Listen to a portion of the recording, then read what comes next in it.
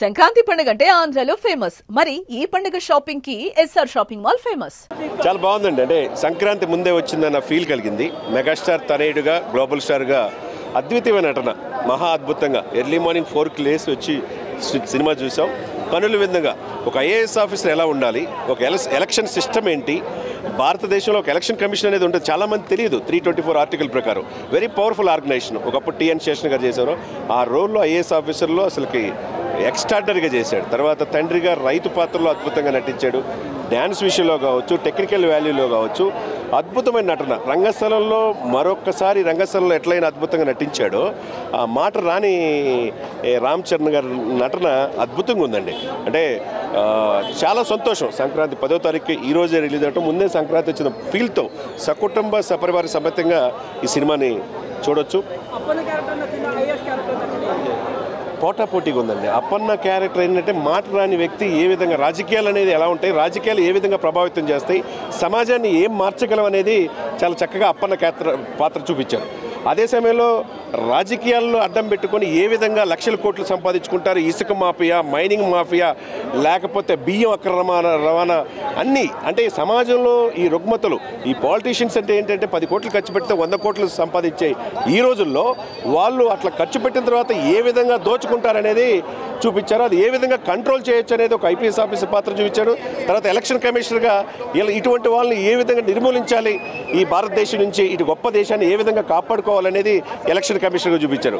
అల్టిమేట్గా ఏంటంటే ఒక ముఖ్యమంత్రి ఏ విధంగా ఉండాలి, ముఖ్యమంత్రి అంటే 5 సంవత్సరాలు ఉంటాడు, ఎమ్మెల్యే కానీ ఎంపీ కానీ. ఒక ఐఏఎస్ ఆఫీసర్ అంటే చనిపోయేదాకా ఉంటాడనే ఆ డైలాగ్ అనేది ఎక్స్ట్రాడినరీ అండి. సార్ దాదాపు 450 కోట్లు అంటున్నారు, సినిమాలకి 90 కోట్లు అంటున్నారు. ఆ వాల్యూస్ కనపడింది, టెక్నికల్ వాల్యూస్ ఆయన తర్వాతే. సరే, క్రికెట్కి ఆరాధ్యదైవం సచిన్ టెండూల్కర్, సినిమాకి ఆరాధ్యదైవం శంకర్ స్ట్రైట్ మూవీ 30 ఇయర్స్లో ఫస్ట్ స్ట్రైట్ మూవీ ఇది. నెక్స్ట్ లెవెల్లో తీసుకొచ్చాడు. అంటే ఎక్కడ కూడా రాజీ పడలా. 95 కోట్ల పాటలు కనపడి ఎక్కడ ఒక పాటకి 19 కోట్లు పెట్టారంటే మామూలు విషయం కాదు. డెఫినెట్గా కంబ్యాక్ అండి. ఒకప్పుడు ఒకే ఒక్కడు, తర్వాత ప్రేమికుడు కావచ్చు, భారతీయుడు 1 కావచ్చు. ఈ రోజున దాదాపు 30 సంవత్సరాలు ఆయన చరిత్రలో స్ట్రైట్ మూవీ గేమ్ చేంజర్ చరిత్ర కాబోతుందండి. ఏమండి, డెఫినెట్గా గేమ్ చేంజర్ మూవీ అవుతుంది. ఎందుకంటే మీరు అన్నట్టు ఎస్జే సూర్య ఒకప్పుడు దర్శకుడు ఖుషి తీశాడు, అద్భుతమైన నటన. సముద్రకని అద్భుతంగా నటించాడు. ఎవరి పాత్ర అంజలి ఆమె తల్లి పాత్రగా ఆమె అద్భుతంగా నటించి, శ్రీకాంత్ గారు అయితే ఒక సీఎంగా తర్వాత పరిణితి చెంది ఏ విధంగా మార్పు చెందారో శ్రీకాంత్ గారు అద్భుతం. ఎవరి క్యారెక్టర్ ఏ విధంగా చేయాలో సునీల్ గారు కూడా చాలా రోజుల తర్వాత మంచి క్యారెక్టర్ సునీల్కి ఇచ్చారు. ఓవరాల్గా సినిమా సూపర్ హిట్ అండి. సంక్రాంతికి మంచి సినిమా చూసామన్న ఫీల్ చేస్తాం. డెఫినెట్గా ఈ 3 సినిమాల్లో గేమ్ చేంజర్ అనేది సంక్రాంతి విన్నర్గా నిలుస్తుంది. 5కి 4 అండి, 100% లెవెల్. తర్వాత అన్ని క్యారెక్టర్లు బాగుంటాయి, ఎక్కడ బోర్ కొట్టదు. ఫస్ట్ హాఫ్ సూపర్గా ఉంటుంది, సెకండ్ హాఫ్ నెక్స్ట్ లెవెల్కి తీసుకెళ్తాం. ఫైట్స్, యాక్షన్ సీక్వెన్సెస్ అని చాలా బాగున్నాయి. సాంగ్స్ గ్రాండియర్గా ఉన్నాయి. యాక్చువల్గా డ్యాన్స్ అయితే ఒక పాటలో రామ్ చరణ్ గారు చంపేసినారు ఒక ఫ్యూ సెకండ్స్. ఆ స్టెప్స్ మళ్ళా పాత అంటే కొంచెం బిగినింగ్ డేస్లో ఆయన ఎలా డ్యాన్స్ చేస్తున్నాడో ఆ విధంగా డ్యాన్సింగ్ ఉంది. సినిమా మొత్తం చాలా గ్రిప్పింగ్గా ఉంది, మెసేజ్ ఓరియంటెడ్గా ఉంది. అంటే మనం అప్లికేషన్స్ గవర్నమెంట్కి పెట్టి ఎదురు చూడకుండా గవర్నమెంటే జనాల దగ్గరకు వచ్చి, స్విగ్గీ జొమాటో లాగా గవర్నమెంటే జనాల దగ్గరకు వచ్చి ప్రాబ్లమ్స్ ఎలా సాల్వ్ చేయాలనే మెసేజ్ చాలా స్ట్రాంగ్గా ఇచ్చినాడు. లేదు, బాగుంటుందండి. చూపించిన వాళ్ళు అంటూ ఎవరు లేరు. ఎస్జే సూర్య యాక్షన్ కూడా ఓ రేంజ్లో ఉంది. యాక్చువల్గా ఆ సునీల్ గారి క్యారెక్టర్ మళ్ళీ పాత సునీల్ని చూడొచ్చు, కామెడీగా ఉండదు. పాత సునీల్, శ్రీకాంత్ క్యారెక్టర్ కూడా చాలా బాగుంటుంది. బాగుంది, సినిమా మొత్తం బాగుంది.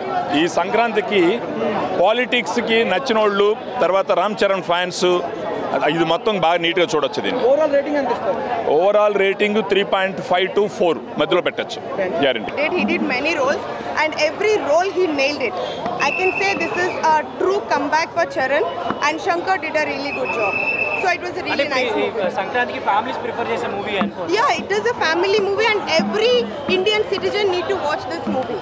So it is all about I don't want to put some negative comments on it or I don't want to put some politics into అలా అంటే చాలా బాగుంది. సూపర్ హిట్ కొట్టాడు. ప్రతి ఐఏఎస్ ఆఫీసర్ ఎలా ఉండాలో చూపించాడు. ప్రతి ప్రభుత్వ ఉద్యోగి నిజాయితీగా ఉంటే దేశానికి ఎలా చెందుతుందో, దేశవ్యాప్తంగా ఎలా మంచి జరుగుతుందో చూపించాడు. Super hit cinema.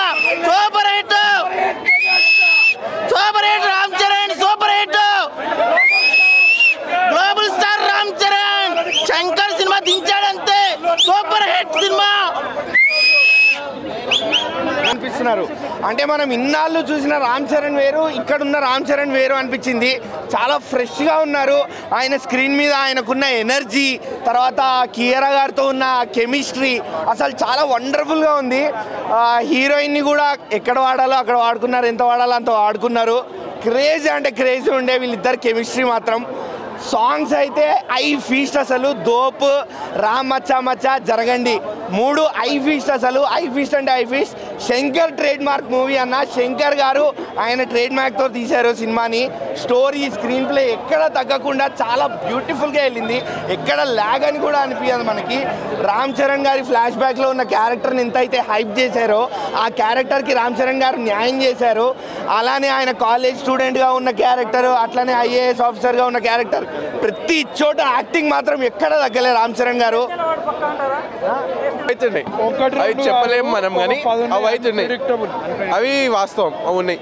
సో ఏంటి బ్రో, అంటే అంత ఎంగేజింగ్ గా ఉందా స్క్రీన్ ప్లే, లేదంటే అంత ఎంగేజింగ్ అని చెప్పలేము, కానీ మీకు బాంబులు పడుతుంటాయి, ఆడ బాంబులు వేస్తుంటారు, మనకు తెలుస్తుంది. క్రింజ్ అంటే మరీ అంత లేవు, మీరు అనుకున్నట్టు ఉన్నాయి.